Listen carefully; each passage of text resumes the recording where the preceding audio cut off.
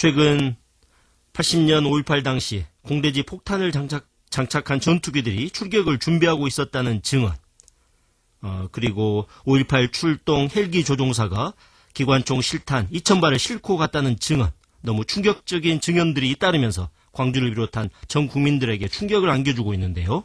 이와 관련해서 문재인 대통령도 특별조사를 지시했습니다. 국민의당 최경환 의원과 자세한 이야기 나눠보겠습니다. 의원님 나와 계시죠? 네, 안녕하세요. 최경환 의원입니다. 네.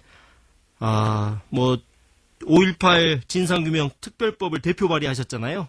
네, 그렇습니다. 그와 관련해서 우리 광주 시민들 그리고 전남 도민들 많이 궁금해하실 것 같은데요. 특히 네. 전투기 조종사가 공대지 폭탄을 장착하고 출격 대기했다. 오늘 또 신문에 보면 출동 헬기 조종사가 기관총 실탄 2,000발을 싣고 갔다. 정말 충격적인 증언입니다. 의원님, 네. 이 상황을 어떻게 저희가 받아들여야 합니까? 정말 말씀하신 대로 너무도 충격적인 이야기고요. 네. 당시 신군부가, 전두환 신군부가 광주 시민들을 상대로 마치 월남전에서 전쟁하듯이 네. 그렇게 준비를 했던 게 아닌가. 지금 참 너무도 놀라운 일이고, 이번에 반드시 이 진상들이 규명돼서 낱낱이 네. 밝혀져야 된다, 이런 생각을 더욱 들었습니다. 네. 네, 의원님 월남전 이야기 하셨는데 미국 국방정보국 기밀문서에 전두환 신군부는 광주 사람들을 월남전 당시 베트공으로 여겼다. 이런 보고서도 있잖아요. 네, 이번에 확인된 기밀문서에서 그런 네. 내용이 확인됐죠. 네. 참으로 좀 어처구니없고 놀라운 일입니다. 네. 네, 그리고 최근에 의원님께서 진상규명 특별법을 발의하셨지만 또 관련해서 제보들이 잇따르고 있어서 이번에 네. 반드시 진실 규명을 해야 되겠다 하는 그런 생각이 더욱 강하게 듭니다. 네, 그렇습니다. 네. 최근 국회 운영위원회에서 청와대 업무보고 받으셨잖아요. 네. 네. 그 관련해서 청와대가 5.18 진상규명에 제대로 대응하라 이렇게 질책을 하셨던데 청와대 대응이 좀 미진합니까? 그러니까 제가 지적했던 것은 네. 이번에 5월 18일 날 문재인 대통령께서 광주에 오셔서 네. 아주 감동적인 연설을 하지 않았습니까? 그렇죠. 네. 거기에 또 이 5.18을 반드시 진상규명하겠다, 또 이 헌법 전문에 또 실는 일까지 하겠다고 여러 가지 약속을 하셨어요. 네. 또 그것만 아니라 최근에 그 영화 택시 운전사를 보시면서 또 약속을 하셨고. 네. 그런데 대통령이 말씀이 이렇게 있으셨는데 그 비서실에서 제대로 좀 움직이지 않는 것 같아서 네. 몇 가지를 확인했는데 네. 제대로 그 정부 대통령이 말씀을 이렇게 실천하는 데서 좀 조율이 좀 안 된 것 같아서 네. 제가 좀 대통령 뜻대로 좀 일을 해달라고 이렇게 촉구를 좀 했습니다. 네. 청와대하고 국방부 간 조율이 잘 되고 있지 않다 이렇게 지적을 하시면서 몇 가지 주문을 하셨는데 몇 가지를 구체적으로 예, 주문하셨습니까? 그날 이제 8월 3일 날 국방부는 이미 국무총리실에 이제 이런 진상규명법이 국회에 나와 있는데 네. 국방부가 해야 될 일이 많기 때문에 그 법이 통과되기 이전이라도 좀 준비를 해서 이걸 5.18 진상 규명하는 데 협조를 하겠다는 이야기를 보고를 하는데요. 네. 정작 그 청와대 비서실이나 안보실은 네. 그걸 확인을 못하고 있었어요. 그래서 대통령이 그렇게 강조한 사항이면 청와대 내에 그 담당자도 정하고 네. 또 더불어민주당 여당인 게 중요하지 않습니까? 그렇죠. 당정회의도 열고 또 청와대하고 국방부하고 업무조율도 하고 네. 이렇게 좀 하고 당연히 하고 있을 거라고 보는데 네. 답변들을 못 하셔서 제가 이야기를 했는데요. 그건 그렇고요. 예. 다음 날 임종석 실장이 예. 문재인 대통령하고 아침에 티타임을 하면서 운영위에 질의했던 내용을 이야기하셨던 것 같아요. 네. 네. 그 전전날 JTBC에서 전투기 출격 대기 보도가 이런 충격적인 보도가 있었고요. 네. 네. 그래서 바로 문재인 대통령께서 국방부에게 전투기 출격 대기 그 의혹과 헬기 사격 의혹을 규명하라고 특별 지시를 내렸죠. 그렇죠. 네. 그 운영위 이후에 대통령께서 정부에게 이렇게 신속히 움직이도록 이렇게 지시를 한 것을 좀 다행으로 생각하고 있습니다. 네. 지금 사실 문재인 대통령이 국방부에 지금 말씀하신 대로 두 가지 사항에 대해서 뭐 전투기 네. 출격대기 그리고 헬기 기총소사에 대해서 특별 조사를 지시를 했고 네. 또 전 군의 5.18과 관련된 문서를 폐기하지 말라 뭐 국방부는 또 그렇게 지시를 했다고 해요. 예, 그렇게 하고 또 어제는 예, 대통령께서 이제 발포 명령자를 한번 찾아봐라. 네, 네. 이런 이야기까지 하시고 어제 국방부 업무보고에서 그런 이야기를 했죠. 예, 그런 이야기를 했습니다. 상당한 그 대통령이 확고한 의지가 있기 때문에 네. 좀 이제 국방부의 조사도 좀 기대를 하고 있습니다. 네. 네. 뭐 근데 의원님 뭐 광주 정서 잘 아시겠지만 오늘 뭐 지역 신문을 보니까 이 송영무 장관이 제대로 할 수 있을까? 뭐 이런 걱정이 많더라고요. 그렇습니다. 저도 이제 걱정이 되고 5.18 전체하고도 계속 상의를 하고 있는데요. 네. 국방부는 세 차례 이런 기회가 있었습니다. 그런데 국회 청문회, 네. 5.18 청문회 당시에도 5.11 연구위원회라는 걸 만들어서 5.11 분석반이라 그러는데 국방부와 보안사 쪽에서 자료를 왜곡하고 변형을 시킵니다. 네. 네. 무슨 이야기냐면 시민들이 먼저 쏴서 우리가 자위권 발동을 했다 이런 식으로 네. 모든 자료를 변형시키고 또 참여정부 시절에 또 한 번 군 과거사위원회 조사를 하는데 네. 자료를 제대로 내지 그러니까요. 않고 이러면서 이런 게 있습니다. 그리고 이런 전례가 있거든요. 또 네. 또 최근에 한 8, 9년 동안 얼마나 5.18에 북한 특수군이 와서 이런 일을 그러니까요. 했다 이런 네. 얘기를 했습니다. 근데 국방부는 거기에 대해서 아무 말도 않고 그걸 부인해 줘야죠. 네. 그렇지 않다. 네. 이렇게 해줘야 되는데 이렇게 침묵을 시키면서 일부 보수 우익의 엉뚱한 주장들, 왜곡 행위를 좀 방조한 것도 있고 그래서 과연 국방부의 조사만 가지고 우리가 신뢰할 수 있느냐. 그러니까요. 그래서 특별법을 만들어서 독립적인 진상조사위원회를 만들자. 네. 이런 주장을 하고 있습니다. 뭐, 사실, 제가 의원님께 말씀드리는 거는, 국민의당 안에도 좀 국방위원회 소속 의원님들도 계시고 그러기 때문에, 네. 사실 송영무 지금 장관이 5.18을 청문회 때 광주 사태로 규정을 하고, 네, 전투기, 그렇게 좀 표현을 하셨는데요. 뭐, 예. 그런 부분이 좀 걱정이 돼서 좀 끊임없이 좀 계속, 지켜보고, 뭐, 이렇게, 그래야 될 것 같다는 걱정이 앞서서 좀 말씀을 드립니다. 네네네. 네.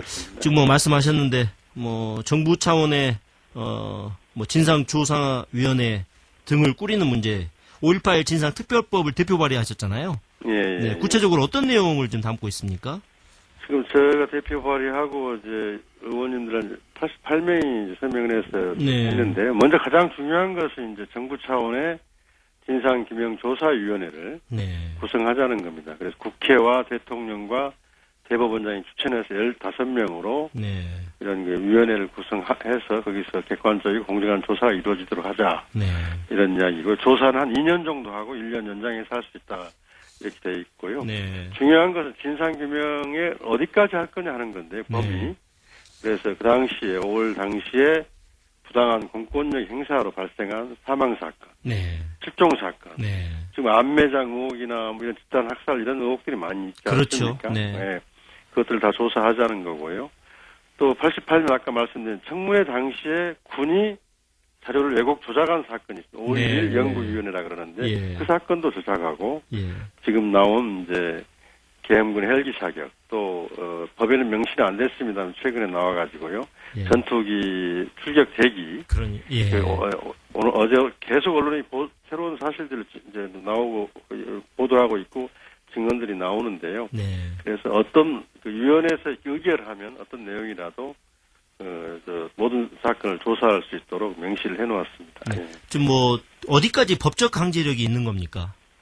저희들은 이 법은 지금 이제 앞으로 계속 논의가 돼야 되는데요. 네. 동행명령이나 압수수색 동행명령, 이런 것을 할 수 압수수색. 있는 절차들을 네. 조사할 수 있는 절차들은 충실히 법안에 반영을 해놓고 있고요. 네. 다만 이제 처벌할 수 있는 네. 기소 문제 이런 부분은 좀 논의를 좀 해야 될 것 같습니다. 네, 좀 공소시효가 지난 문제가 있군요. 공소시효 문제도 있지만 물론 이런 인권 범죄에 대해서 국가 폭력 범죄에서 공소시효는 그러니까요. 적용되지 않는다는 게 일반적인 학설인데요. 네. 그런 전례도 있었고요. 그런데 지금 광주 5월 단체나 또 참여연대나 이쪽은 이 수사권과 기소권을 법안에 반영하자는 논의가 있는데요. 이것은 여야 협상 과정에서 또 논의를 좀 돼야 될 문제일 것 같습니다. 진상조사 특별법이 통과되면 예를 들면 전두환 전 대통령을 지금 다시 불러서 조사할 수 있는 거죠. 그렇습니다. 예. 네. 뭐 수사하고 기소하는 문제는 향후에 논의해야 될 문제지만 예, 거기까지. 조사하는 과정들에 대해서 어떻게 조사할 건지에 대해서 그 법적인 절차들을 검증하고 자료를 내라고 요청하고 또 가서 방문해서 조사하고 또 그 사람이 의혹이 있는데 추적을 하지 않으면 동행 네. 명령을 내려서 데려올 수 있고 또 압수수색도 할 수 있고 하는 그 조사 과정들은 면밀히 좀 규정을 해놓고 있습니다. 그 특별법 통과를 위해서는 민주당하고 국민의당 의석수 160석이면 가능합니까? 그런데 지금 국회 선진화법이 있어서요. 180석이 돼야 돼. 그런데 이게 또 정당 교섭단체 간 합의가 전제돼야 되는데 저는 바른정당이나 한국당도 이 5.18 특별법을 반대할 명분이나 이유가 없다고 봅니다. 다만 이제 과거에 한번 여러 차례 했는데 또 하느냐 이런 이야기가 있는데 워낙 그 중대한 과거사의 현안으로 등장했기 때문에 반대할 이유와 명분이 없다고 보는데 특히 자유한국당 경우에는 지난 대선 때 북한군의 5.18 개입 문제도 조사를 하자 이런 주장을 했어요. 홍준표 후보가 그때 그렇게 이야기를 했었죠. 그런데 이번에 5.18 단체에서 좋다. 그것까지 하자. 법안에는 명시는 안 했습니다만 그렇게 5.18 단체나 시민사회에서 우리는 떳떳하다. 그런 일이 없다. 확실하니까 하자.